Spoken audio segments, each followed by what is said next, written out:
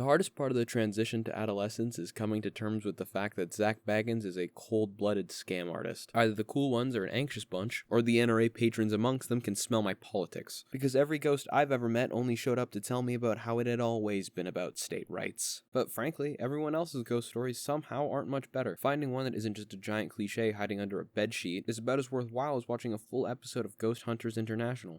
Tell Adolf I need to speak to him. You think I want to follow some teenagers around on some fuck-ass island?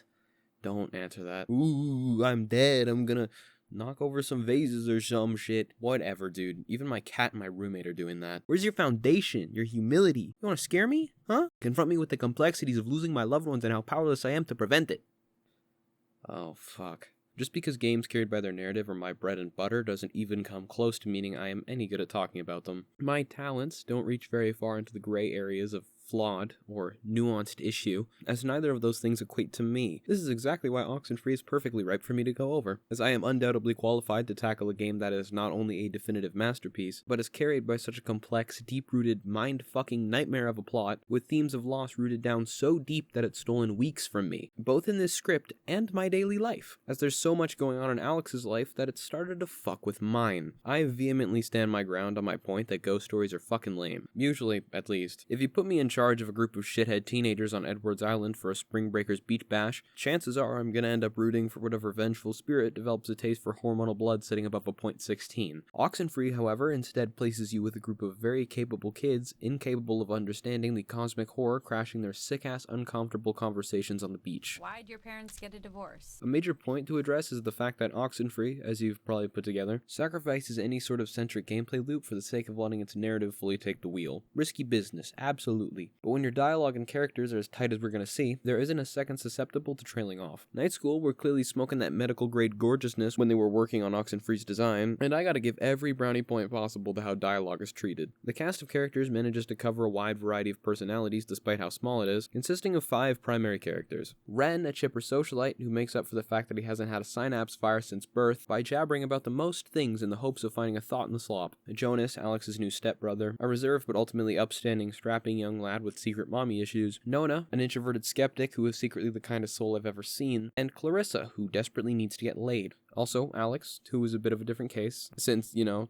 she's you. We'll get to her. Their whole weekend plan for a sick-ass rager on the beach goes sideways when no one shows up, and then goes double sideways when the timeless teenage tradition of playing with AM radios in caves ends up awakening the vengeful spirits of the USS Kanaloa. The crew of a submarine abandoned by the military haunting the island is a collective hive mind called the Sunken. There is a lot to the Sunken, and I'm being light on information here because they are genuinely fucking horrifying to go up against, and the way the game has this info uncovered just makes the whole experience heaps better. It's hard not to sympathize with them when it's so clear the only reason they're not thrashing in pain is because they've been trapped for so long. The cold, calculated presence they give off is either from the experience of how many people they've trapped here before, or the complete mental break they had to have gone through at some point, turning them utterly apathetic to not only the people they fuck with, but ultimately to their own emotions as well. It's damn near impossible to gauge what their endgame could be apart from some AM-style perpetual torture fun machine. The terror these fuckers instill Is so deeply layered and malicious, it's no wonder Alex and her friends go stir-crazy within the single night the game takes place. Turns out, those characters with personalities I mentioned before have so much personality, some of their traits may or may not conflict. We can see some of this early on, specifically with Jonas and Ren, but surprise, surprise, evil ocean ghosts might cause some exacerbation in the relationship of a couple scared teenagers. Now, Alex is going to stand as a sort of bridge here.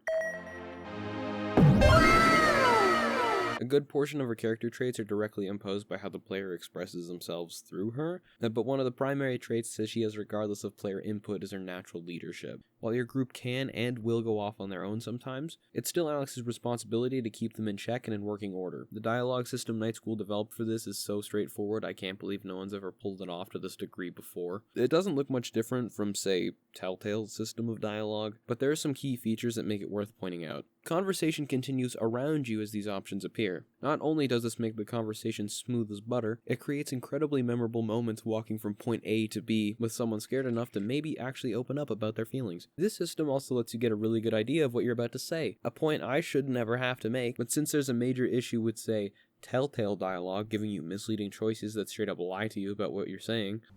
I played along. Yeah. We have to buddy this guy. We need to glass him. Drink. Glass? Oh, buy him something? I guess when they ching glasses or something. Oh. I think I need to stress that OXENFREE never suffers from that issue, which is ever important when even very minor choices can add up to much bigger consequences later on. As I mentioned before, Alex ranges depending on how you play, specifically with how much of a dick she is. Different dialogue trees sprout based on your approach. Some of these are explicitly shown to you, like deciding to leave the watchtower leads to one of 3 dialogues, but the majority of them are much more subtle. After all, you have 3 choices in pretty much everything that do actually branch quite far. There is a lot of dialogue, and there's no way in hell you'll ever get through all of it in one playthrough. It's pretty much impossible to talk about this game's triumphs without spoiling it, specifically its ending, so here's your warning before we dig any deeper. You can go. If I see my engagement drop here, I won't be mad at you. This time. Night School, being the clever cookies that they are, had this exact idea of replayability from the very start. After being horribly fucked with by the crew of the Kanaloa in a series of inhuman mind games that would make the US government blush, Alex and co. find a way to confront the Sunken directly, and then hitch a boat to escape. There's a lot of endings depending on how you play. Nona and Ren's relationship forming or crumbling at the starting line, Alex's acceptance of Jonas as a stepbrother, or Clarissa being wiped off the face of the planet. We'll get to you. Alex herself, though, regardless of your choices, will always end up free as a bird. Traumatized, yeah, but ultimately better for it. Finally setting her sights for college in the fall. I decided to stay in town and go to college here. It's practically up the road, and I just wanted something familiar, I guess. But anyway... Nah, I'm just kidding. Now, normally, New Game Plus is reserved for anything that isn't about walking around and talking to your friends and occasionally fucking around with radios, but OXENFREE deserves to be the exception here, as the ending is a complete fake-out. Alex is trapped in a perpetual loop instated by the Sunken. No shit. There are several points where a version of Alex from a previous loop will give directions to you, and how well you follow up on these instructions, and later on, give them again, affects your ending. Particularly what happens to Jonas, so the twist doesn't come out of nowhere, but also isn't egregiously obvious to the point where it's predictable. This New Game Plus not only opens up new aspects to the story with Alex being somewhat conscious of the whole loop situation, discovering she's done this before as she deals with the whole, everything else, but returning to previous points in the game with the context given by previous playthroughs also changes the dialogue. Usually not in actuality, but the understanding of characters and events previous playthroughs give you uncovers the most minuscule of details deliberately left by the writers. The perfect example of this is, without a shadow of a doubt, Clarissa. The snarky, dissonant, rancorous Class A bitch with a questionable fashion sense. I have never seen anyone not try to get her killed in the first playthrough, much like Emily from Until Dawn, except that bad bitch was the drippiest motherfucker on that mountain, so even she has more redeeming qualities based off of her first dimension. Jokes aside, I've probably played this game 4 or 5 times by now, and at a certain point of replaying a game like this that much, you start to know your characters a little too well. Ren is probably my least favorite at this point, and really by no fault of his own. I just know all of his dialogue by now, and I know the demons he's facing, the emotional ones, not the pissed veteran ones, are minuscule compared to what's going on in the others' heads. I bring up Clarissa because I think she's the only one who's thrown me for a bit of a loop each new, loop. Clarissa and Alex have quite a history, one the game begs you to dig up the skeletons of, with the biggest skeleton of all being Michael's. Michael is Alex's older brother, a very smart and determined man with more love to give than anyone could ever know what to do with, hence why he supports his little sister with such genuine grace, and why he's so worried about his relationship with his girlfriend. Oh shit, Michael was Alex's older brother. Yeah, past tense, sorry. Yeah, Michael is dead. On his last day before heading out to college, Alex convinces Michael to go for one last day trip to Horn Lake together before she loses him to exam seasons and the weight of financial uncertainty. It's mentioned at an earlier point that Michael intended on teaching Alex to swim, something that definitely did not happen because Michael drowns as Alex watches from the wayside, powerless to do anything. By default, Clarissa fucking hates Alex, blaming her for Michael's death, and if you feel like stirring the pot a little bit in the later stages of the game, she rightfully blames Alex for their breakup as well. It's so easy to dismiss Clarissa early on as nothing but a foil to everyone else's good time, but by the second or third playthrough, this first walk down the hill is completely different. There are layers to the venom Clarissa spits you could never pick up on the first time around. Characters are so remarkably fleshed out, and the clear history these characters have is enthralling. I haven't even touched Jonas mourning his mother after she died of cancer, Alex's parents' divorce, or Bren's tragic misunderstanding of his marijuana tolerance. The game wants you to come back through the loop. Pick at these characters' heads and feel the consequences, and fully take advantage of the powers beyond understanding torturing the shit out of you. Before the group can escape, the Sunken takes Clarissa hostage, forcing Alex to come to her rescue. Night School totally knew what they were doing with this, because obviously they wanted to give you the option to throw her to the sharks immediately in this confrontation, but the Kanaloa throw everything they've got at you, and the final hurrah is Michael. just snippets of the last conversations Alex had with him, where they talk about Michael going to college and his relationship with Clarissa. Now, what you say here is very important, and is probably why you would come back for a second playthrough. These aren't just memories. The sunken are throwing you back into the actual moment, granting you a chance to save Michael. By telling him not to go to college, he simply won't go without Alex's blessing. Thus, they never went on the swimming day trip. Him and Alex's parents never get divorced, and Jonas never becomes Alex's stepbrother. Don't worry, you can still make Clarissa hate you in this ending, or die. That's what most people opt for, so go crazy, dude. But you know what's going to come. You know this ending doesn't mean anything. You know you're still trapped in the time loop, right? There's only one way of breaking the loop. By messing with these radio things in the New Game Plus, you can send a message to the Alex in the next time loop to get the fuck out before she even arrives on the island. Alex, and listen, don't come to Edwards Island. Whatever you do, just don't come here. Stay home. Stay safe. Wow, that is some hardcore craziness. Meaning none of this ever happened. The sunken stays sunked, and Edward stays as barren as it was before. Endings where Michael is alive and well, endings where Clarissa is genuinely happy, where everyone on the island beats their demons are closed off to their respective loops. All of which never happened once Alex beep boop bop bop babs back in time. Messing with time travel and bites of dust though time loops are a touchy subject, as it's no surprise that rewriting your own timeline several times over invites plot holes and complete confusion like fruit flies to apple cider vinegar. Generally, the key to pulling this off effectively is simplicity. Jump through the space-time continuum as little as you possibly can, as each dip through the cosmos introduces a multitude of new issues with what story you're trying to tell.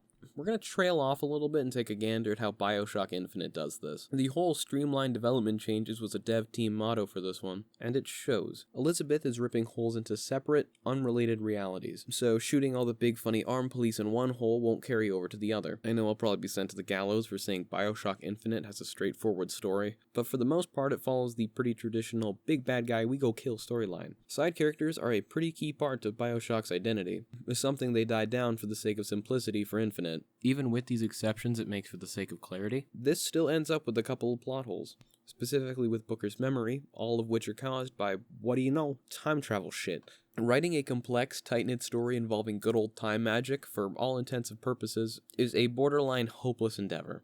Even despite these issues, the story feels fairly concrete by the end of it, thanks to that streamline the timeline approach that gives it the privilege of making any sense at all. OXENFREE takes the exact same motto and flips it on its fucking head. The timeline is extremely streamlined. Every bit of time fuckery is extremely straightforward, clearly showing what is reaped by what a skip around the block has sown. Michael dies or he doesn't, Alex escapes or she doesn't, Clarissa is or she isn't. BioShock Infinite is a great game with a lot of complexities in every aspect of its design. OXENFREE is leagues simpler, yet you could never in a million years tell the story OXENFREE is telling through a different medium. Sure, Infinite definitely benefits from the player investment, allowing the writers to take players through bigger and stranger plot threads, and knowing they're more likely to power through whatever the fuck this is than an average, say, reader or moviegoer. But past that aspect, Infinite's narrative is pretty comparable to the way other mediums would write. This isn't a criticism. I'm just using it as a reference point to point out how much of an enigma OXENFREE is.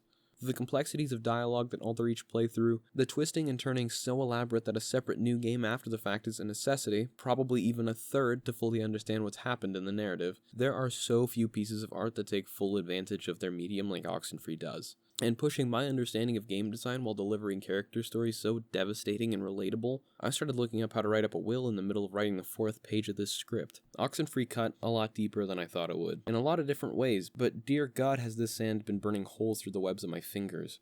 I know this spits like the gayest high school poetry class level pseudo-intellectual dribble, but I gotta let it out somewhere. I think I'll keep cowering behind the bird PNG. Regardless of how you fight to change it, Michael is gone. He casts a huge figure in what little time we see of him. He is impossible not to love, and it's easy to feel like you're talking to someone who deserves nothing but to stand at the top of the world, emanating such glorious potential and prospect before you remember why you're in the recesses of Alex's past to begin with. It's so peaceful it kinda hurts knowing how fragile every fleeting second of it is. My dad got kinda sick last year. Went blind for a little bit. He's older and has had issues for decades, but that fear of his morality is soberingly bona fide when all of a sudden I'm driving him to appointments because he can't see the road ahead of him.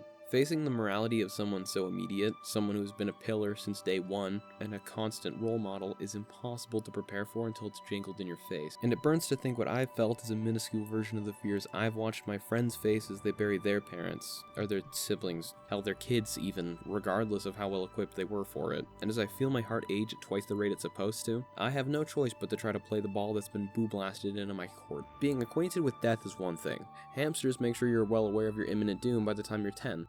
But for the first time, I am completely aware of impending loss. At this point, I've cycled my body through such a gauntlet of stimulants and carcinogens, my guts glow a bit at night, and I know there will come a day where I'll have to answer for all of it in the cardiologist's office, and subsequently, the pearly gates. There's a clock ticking inside of my body, and the fact that what it says is about as up in the air as the spirit of the St. Louis makes me hate the thought of wasting a single second of it. OXENFREE reminded me that despite how improbable and remarkable it is that we exist in the forms we do now, clean-cut endings are a privilege given to very few. It's an interstellar miracle any of us stand with the minds and bodies we do now, so it makes sense for our endings to be as explosive as our foundations and equally as unique as our lifetimes, but it's just not the case. Sometimes people just fucking die. As disjointed as I feel, seeing a game like this put some major stuff into perspective, be a bold-faced lie to deny how it affected me. Eat your fucking heart out, Camus. I found understanding on how to live authentically thanks to some chick being impossible to be around. It would be negligent not to mention that whatever screws were nice and tight when I came out the womb were most definitely knocked loose when I threw myself down a laundry chute when I was 2. So strong emotional responses are no surprise on account of having a couple bats in the belfry. But regardless, I can't deny the fact that OXENFREE is truly something special. I came back to OXENFREE specifically to make this video and really had none of this desperate emotional ramble in mind. But it insisted on digging into my subconscious. I promise not to get this emo or pretentious again anytime soon. I know you're here to hear about furry detective games, and trust me, there is plenty of that in the works. But if OXENFREE can manage to pull feelings this visceral, this long after I first played it, I couldn't sleep without giving it its due diligence. Night School has a couple other pretty solid releases under their belt, but it's hard to tell if they'll ever pull anything off to this scale again. If you're gonna take anything away from this, please let it be giving Night School your support. They are some very talented folk with so many good things to come. I enjoyed OXENFREE a lot before, but I think it goes without saying these recent playthroughs have cemented it well within my favorite games. It made me confront emotion and grief I didn't know I was repressing for months now. For that, I give it a 0 out of 10. That fucking sucked. Fuck you.